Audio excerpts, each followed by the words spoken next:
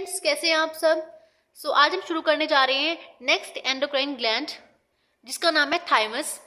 पहले हम देख लेते हैं थाइमस जो ग्लैंड है वो कहाँ पर लोकेटेड है। देखो, हमने इससे प्रीवियस वीडियो में जितनी भी अगर अपनी प्लेलिस्ट पूरी अच्छे से फॉलो की है तो हमने पहले पिट्यूटरी के बारे में बात की थी। पिट्यूटरी के सारे हार्मोन्स देखे थे हमने। देन पीनल ग्लैंड भी हमारा हो गया, ठीक है। यहाँ पे थायराइड हमने देख लिया, ठीक है। थायराइड के सारे ग्लैंड हमने, थायराइड का जो ग्लैंड होता है उसमें जो हार्मोन्स होते हैं सब हमने डिस्कस किया है, ठीक है। नेक्स्ट हमने एड्रिनल ग्लैंड भी हमने यहाँ पे देख लिया, ठीक है। पैनक्रियास बचा है हमारे पास, और यहाँ पे जो ये थाइमस है, ठीक है। थाइमस ग्लैंड हमारा बचा हुआ है अभी। देन गोनैड्स आखिरी में हम बात करेंगे, ठीक है। तो आज हम देखने वाले हैं थाइमस। ये रहा हमारा थाइमस, ठीक है। ये हार्ट के पास लोकेटेड है। तो ये जो थाइमस है, देखो थाइमस आपको दिखाई दे रहा है ना, दो लोब टाइप, ठीक है। यहाँ पे दो लोब्स आपको दिखाई दे रहे होंगे, ठीक है। तो ये थाइमस है, तो उसकी लोकेशन आप यहाँ पे देख लो, ठीक है। ये थाइमस है आपका। आज हम इसके बारे में डिटेल में डिस्कस करेंगे, ठीक है। ये कौन से हार्मोन बनाता है, ठीक है, क्या इसकी इंपॉर्टेंट है, फंक्शन हम देखेंगे इसकी, ठीक है। तो यहाँ पे जो थाइमस होता है वो बाय लोब ऑर्गन है, ठीक है। लोकेटेड इन मीडियास्नम, जहाँ पे हार्ट लोकेटेड होता है ना मीडियास्नम के अंदर, तो मीडियास्नम में ही वो क्या होता है, लोकेटेड होता है between the sternum and aorta, ठीक है। उसके बाद इन्वेलपिंग लेयर ऑफ कनेक्टिव टिश्यू की लेयर्स होती है अराउंड, ठीक है। And hold the two lobes closely together.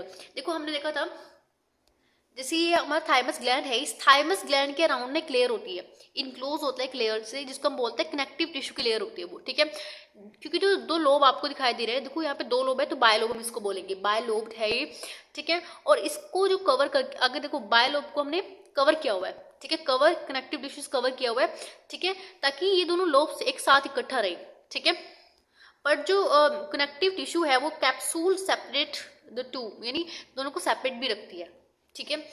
And it is also called the training school of T lymphocytes and throne of immunity.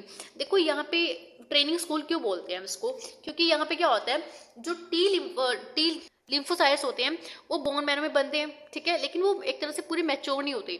तो वो मैच्योर होने के लिए थाइमस के अंदर आएंगे, तो थाइमस के अंदर वो पूरा मैच्योर होंगे, ठीक है। जैसे आप लोगों, जैसे फर्स्ट ऑफ ऑल क्या होता था, जैसे हम जो कोई छोटे बच्चे होते हैं, अब छोटे बच्चे घर बैठे तो मतलब मैच्योर नहीं हो सकते, उसको बाहर भेजना पड़ेगा ना, स्कूल में कॉलेज में उसको भेजना पड़ेगा मैच्योर करने के लिए, मतलब जब वो पढ़ेगा लिखेगा, तो जब तक वो स्कूल नहीं जाएगा तब तक वो एक तरह से क्या मैच्योर नहीं हो पाएगा, बाहर की दुनिया को नहीं देख पाएगा, ठीक है। तो यहाँ पे भी ऐसे ही होता है, जो टी लिम्फोसाइट्स होते हैं ना, टी लिम्फोसाइट्स बोन में तो बनते हैं, ठीक है, बोन मैरो में बनेंगे।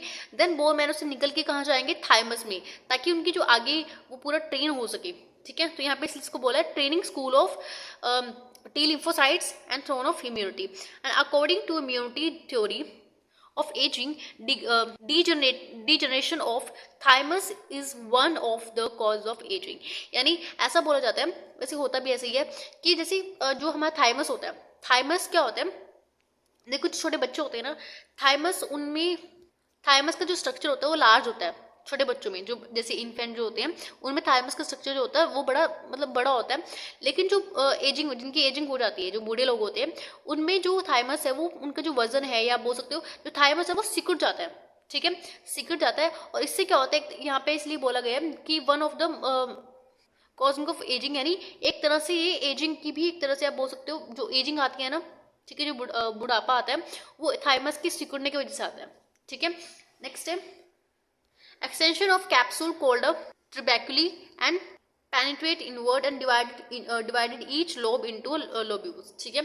and each thymic lobules consist of deeply staining outer cortex and lighter staining center medulla, ठीक है। यानी दो लोब्यूल्स के अंदर आप बोल सकते हो कंसिस्ट होता है, बना होता है उससे, ठीक है।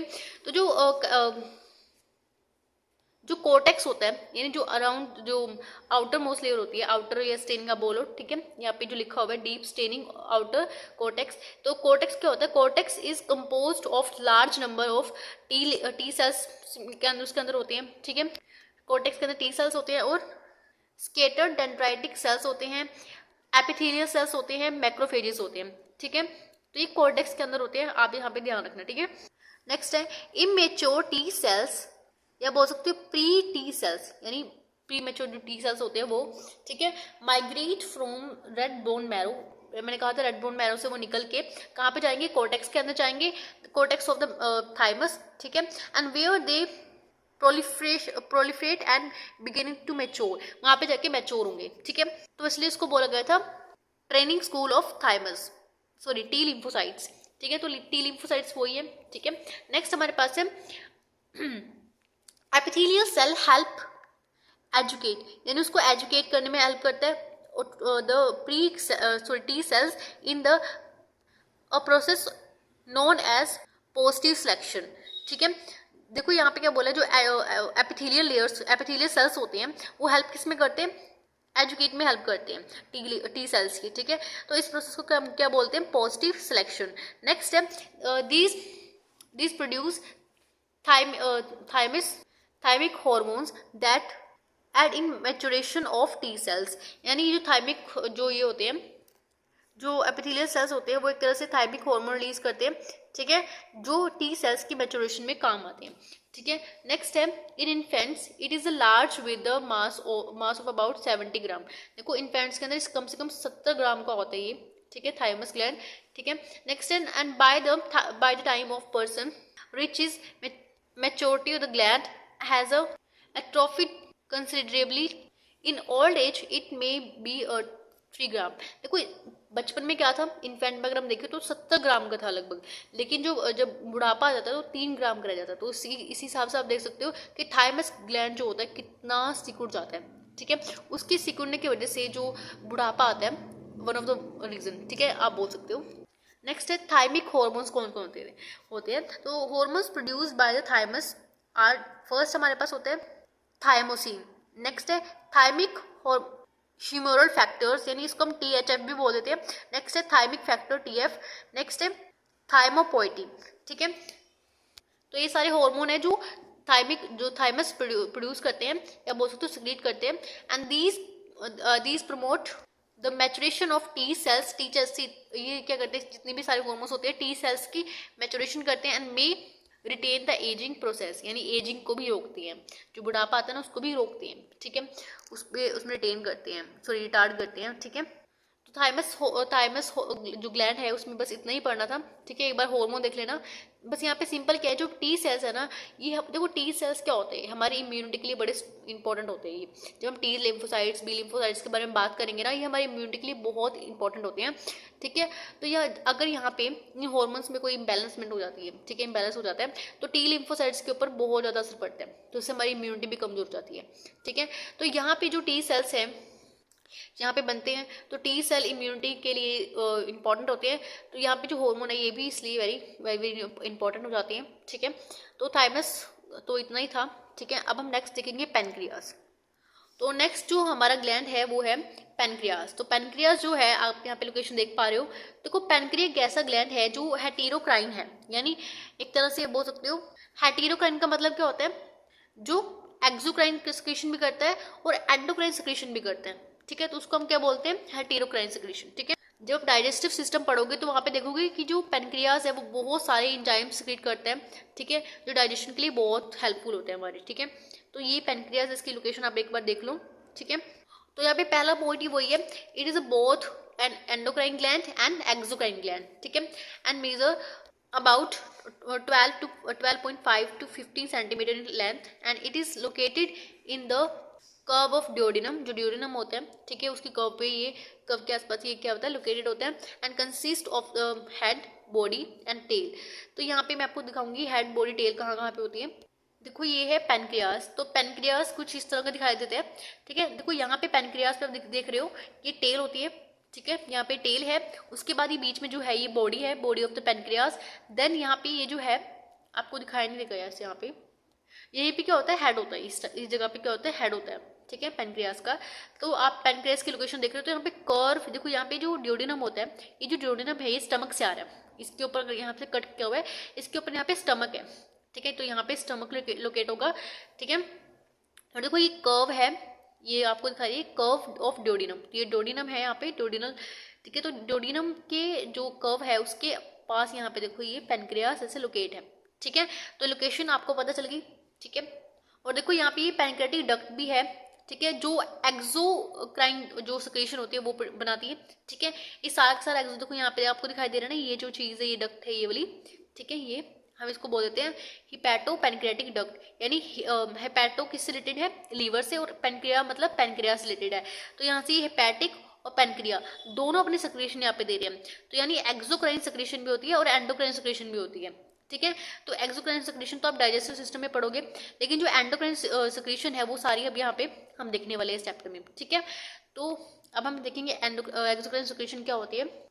Next, these produce a digestive enzyme which flow into the gastrointestinal tract through the network of duct, ठीक है। वो duct हमने देख ली थी, ठीक है। And 99% of cell of pancreas are arranged in cluster called the acini, ठीक है। नेक्स्ट देखो पैनक्रियाज में क्या होता है, 99% एसिनाई होते हैं, एक तरह से क्लस्टर टाइप होते हैं, ठीक है। सेल्स के अंदर या बोलो सेल्स या क्लस्टर एक तरह से होता है, ठीक है। 99% होते हैं। लेकिन अगर मैं बात करूं scattered among the exocrine acini are 1 to 2 millions tiny cluster of endocrine tissue. देखो यहाँ पे जो है ये वाली सारे एक्सोक्राइन थे, ठीक है। लेकिन एंडोक्राइन टिश्यूज कितने हैं, 1 to 2 मिलियन, ठीक है। लेकिन 1 to 2 मिलियन का मतलब पता है क्या है, यानी 1% के आसपास है, क्योंकि 99 तो ये हो गए, तो 1% के आसपास ये बचा। तो 1 to 2 मिलियन जो बना रहे हैं वो 1% बना रहे हैं, ठीक है। तो यहाँ पे tiny cluster of endocrine tissue called pancreatic island of Langerhans, ठीक है। तो यहाँ पे हम देखेंगे next cells type of pancreatic island. तो यानी यहाँ पे जो है अल्फा होता है, यानी ए सेल हम इसको बोल देते हैं। ये करते हैं constitute about 70% of pancreatic island cells are secrete glucagon. Glucagon क्या होता है, एक तरह से आप बोल सकते हो, सॉरी यहाँ पे ना एक 2 मिनट में आपको, तो यहाँ पे जो ग्लाइकोन होते हैं ना, ग्लाइकोन ब्लड को रेगुलेट करते हैं, ठीक है। जो बीटा सेल होते हैं, देखो बीटा सेल का काम क्या होता है, इंसुलिन को बनाना, ठीक है। तो यहाँ पे 70% जो होते हैं पैनक्रियाटिक इसलैंड ऑफ सेल्स होते हैं वो सिक्रीट इंसुलिन, क्योंकि इंसुलिन क्या करता है, इंसुलिन जो ब्लड के अंदर ग्लूकोज होता है उसको कम करता है, ठीक है। कैसे कम करता है, सेल्स के अंदर ग्लूकोज का अपटेक बढ़ा देता है, ठीक है। तो यहाँ पे जब जो ग्लूकोज होता है ब्लड के अंदर, वो ग्लूकोज सेल के अंदर चला जाएगा, वो किस वजह, वो कौन करेगा, फर्स्ट ऑफ ऑल इंसुलिन करेगा। तो इंसुलिन का काम क्या होता है, ब्लड के अंदर से ग्लूकोज को सेल के अंदर भेजना, ठीक है। तो इस तरह से क्या होगा, जो ग्लूकोज है वो ब्लड के अंदर कम रहेगा, ठीक है। लेकिन ग्लाइकोन का अपोजिट काम होता है, ये ब्लड के अंदर ग्लूकोज को बढ़ाता है, ठीक है। तो नेक्स्ट हमारा जो है, नेक्स्ट हमारा है डेल्टा सेल्स होते हैं, इसको हम डी सेल्स भी बोल देते हैं, ठीक है। Consist about 7% of pancreatic island cells and secrete somatotropin. हमने देखा था स्मैटोट्रोफिन जो होता है ग्रोथ हार्मोन, ठीक है। उसके बाद ग्रोथ हार्मोन होता है inhibit the secretion secreted by the hypothalamus, ठीक है। नेक्स्ट है हमारे पास एफ सेल भी इसके अंदर होते हैं, ठीक है। तो 4 तरह के सेल हो गए, ए सेल, बी सेल यानी बीटा सेल्स होते हैं, अल्फा सेल हम उसको बोल देते हैं, ए सेल को अल्फा सेल बोल देते हैं, और यहाँ पे डेल्टा सेल, डी सेल को हम क्या बोलते हैं, डेल्टा सेल, और यहाँ पे एफ सेल होते हैं, ठीक है। तो यहाँ पे constitute the reminder of the pancreatic island cells secrete pancreatic polypeptide, ठीक है। एक तरह से पॉलीपेप्टाइड होते हैं जो स्क्रीट करते हैं यहाँ पे, ठीक है। नेक्स्ट हम देखते हैं फंक्शन क्या होता है। देखो ग्लाइकोन का फंक्शन क्या होता है, ये जो एक तरह से हाइपरग्लाइसीमिया हार्मोन करते हैं, यानी ब्लड के अंदर ग्लूकोज का अमाउंट बढ़ा देते हैं, ठीक है। तो यहाँ पे हाइपरग्लाइसीमिक हार्मोन होते हैं, it raises the blood glucose level, ठीक है। इंसुलिन का अपोजिट काम होता है, बिल्कुल अपोजिट काम होता है हाइपोग्लाइसीमिया। हाइपो मतलब क्या होता है, कम करना, तो यानी ग्लूकोज को कम करना, hypoglycaemic hormone it lower blood glucose level. Next है स्मैटोट्रोपिन क्या होता है, तो act in a paracrine manner inhibit both insulin and ग्लाइकोन release, ठीक है। तो यहाँ पे एक तरह से क्या होता है, यहाँ पे जो ग्लूकोज इंसुलिन और ग्लाइकोन है, इन दोनों की सेक्रेशन को इनहिबिट कर देता है, ठीक है। नेक्स्ट हमारे पास है पैनक्रियाटिक पॉलीपेप्टाइड क्या करता है, इनहिबिट स्मैटोट्रोपिन, यानी ये इसको इनहिबिट कर देता है, ठीक है, इसकी सेक्रेशन को इनहिबिट करता है, ठीक है। और गोल ब्लैडर कॉन्ट्रैक्शन कराता है and secretion of the digestive enzyme by the pancreas, ठीक है। तो ये था आज का हमारा लेक्चर, ठीक है। इसमें आज हमने देखा थाइमस के जो हार्मोन्स होते हैं वो हमने डिस्कस किए, ठीक है। देन हमने डिस्कस किया पैनक्रियाटिक हार्मोन, ठीक है। तो आज हमने देखा ये जो था पैनक्रियास, ठीक है। पैनक्रियाज के जितने हॉर्मोन्स थे आज हमने डिस्कस किए, ठीक है। एंड अगर आपको कोई डाउट है तो हमें कमेंट करके पूछ सकते हैं। And thank you for watching this video, have nice day.